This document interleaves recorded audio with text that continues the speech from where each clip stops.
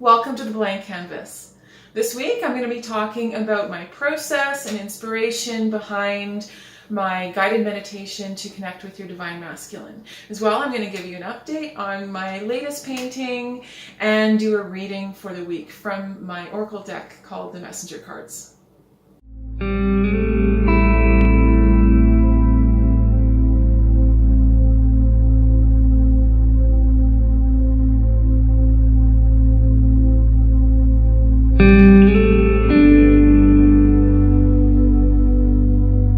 So you may have noticed that we uploaded an upgraded version of my guided meditation for connecting with your divine masculine.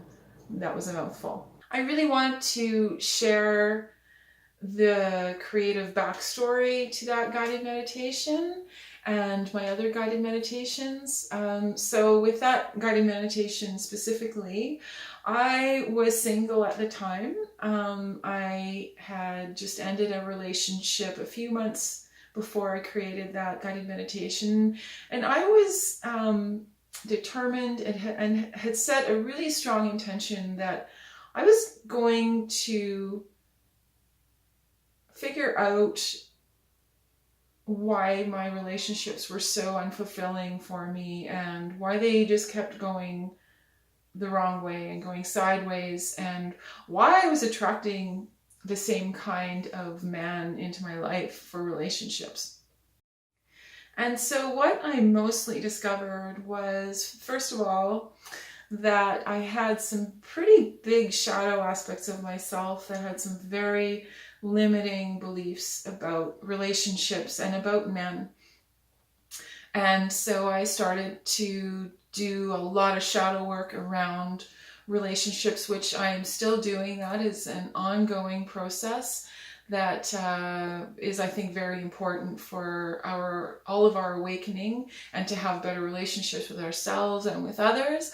And the second thing I discovered was that I didn't really even understand what a healthy masculine energy would feel like even within myself. So I realized that if I couldn't feel that within myself, then how could the universe bring that to me, right? The law of attraction works through our feelings and our energy that we put out. So if I didn't even know how to put that feeling out of the divine masculine to attract it, then it just wasn't going to happen. So I started to just meditate on it, and one thing led to another, and I started to focus on the men in my life that did seem like they embodied the healthy divine masculine energy. So I really thought about the qualities in them that I really appreciated, and what I loved about them and how they made me feel, very, very importantly. And then one evening as I was doing that meditation, I could actually just feel a body of energy that was actually outside of me. It was really beautiful. And it just felt like what I would want divine masculine to feel like, and what I imagined it would feel like for me. And then that energy came, and it just sort of came right into my body, and I was one with it, and then I really could feel it within me, and it was quite a wonderful experience. And I realized, well, maybe I could help share this experience with other people, and maybe they can feel that for themselves, because like myself, I'm sure a lot of you maybe didn't have the most healthy masculine role models growing up, and we didn't feel that safety or protection or generosity or fatherhood from those men, like our fathers or whoever it was, in the way that we needed to feel it. And so that energy was kind of lost on us, and not only was I attracting men that were not healthy for me and did not have a lot of those qualities, I also didn't have that for myself. And so I think my masculine energy was quite out of balance with my feminine energy. So when I first had the idea to create a guided meditation, I had no freaking idea what I was doing. I didn't have any equipment for it. I didn't have any idea what the process was, but it was one of those things where it was such a strong intuition and feeling within me that it was just something that I needed to do because it had a lot of meaning for me. So I just slowly, bit by bit, started to figure it out. It probably took me a few months to figure out everything, and there's quite a few steps involved in learning software, and figuring out how to use the software and putting everything together, right? And then I, figured out how to create a YouTube channel, and I uploaded it on the YouTube channel, and I was terrified. The amount of vulnerability I felt uploading that first guided meditation was almost overwhelming. And I just did it anyway, though, because I knew that it had that much meaning, at least for me. And it was at least a step.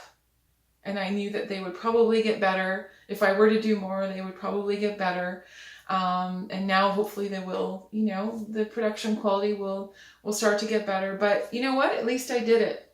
And so it's my belief that we can only learn to do things through trying, and not everything we do will be a success, and that's okay. At least you tried, right? And if you make mistakes, then at least you're trying.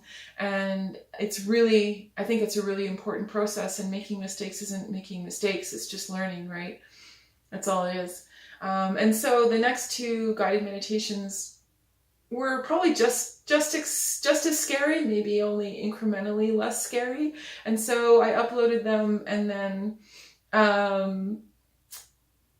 after that, had a really hard time navigating myself around YouTube, and subsequently missed a whole bunch of feedback that people had left me. And really, I think, if I look at myself really honestly, I think there was some shadow there where I was just really afraid of people's feedback, and honestly probably just avoided reading the comments.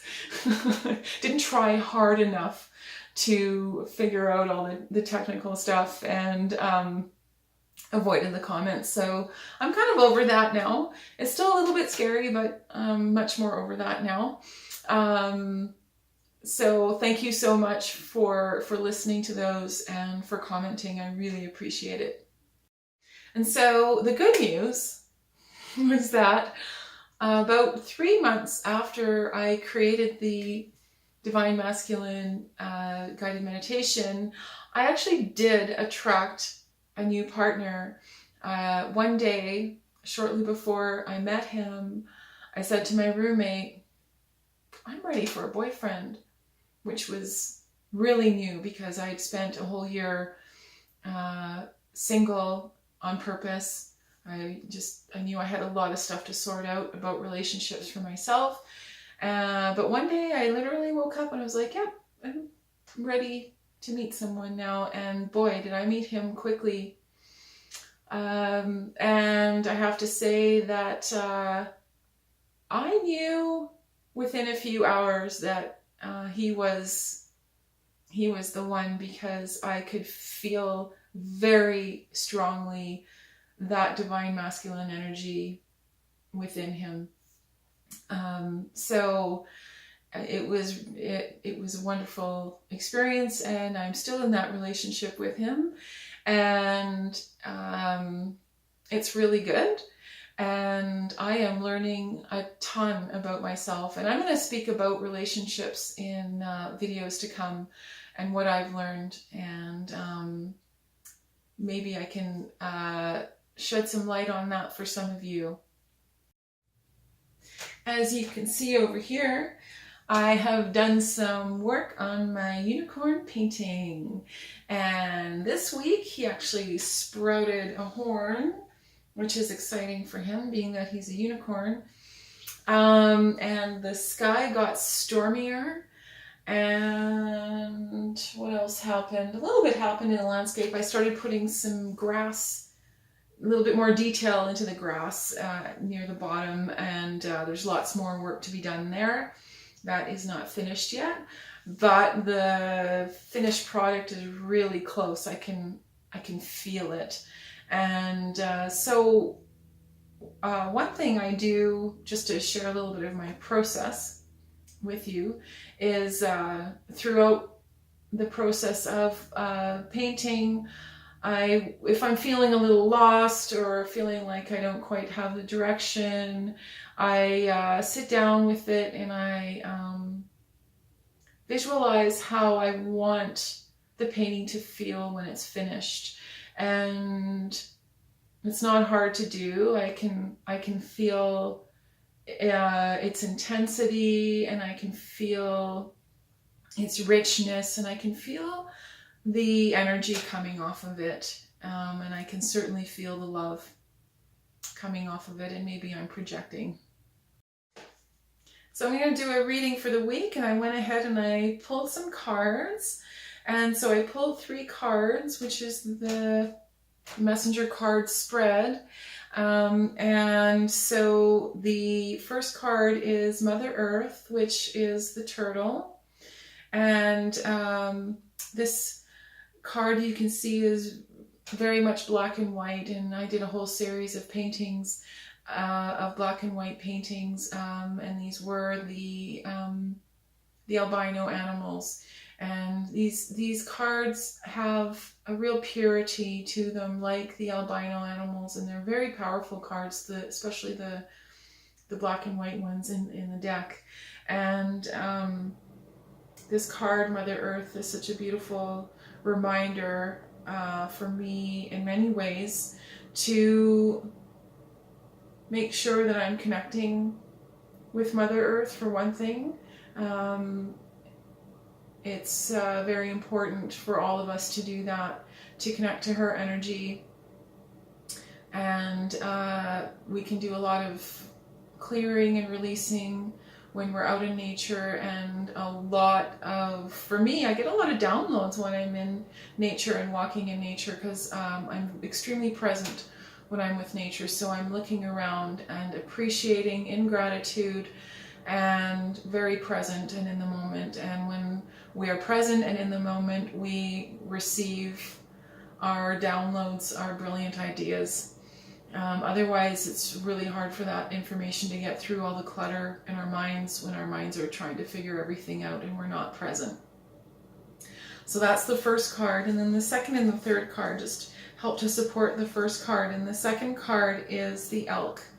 And it is fertile ground. And so fertile ground is about understanding that the ground we are standing on right now is fertile and there is much growing here. So really noticing right now what is growing, what seeds we have planted, and really focusing on that, and understanding that the present moment is very fertile. So what are we focusing on? What do we want to create? And noticing the seeds we have planted, and then planting those seeds that we do want to plant still, and understanding that that is then what we will see in the future.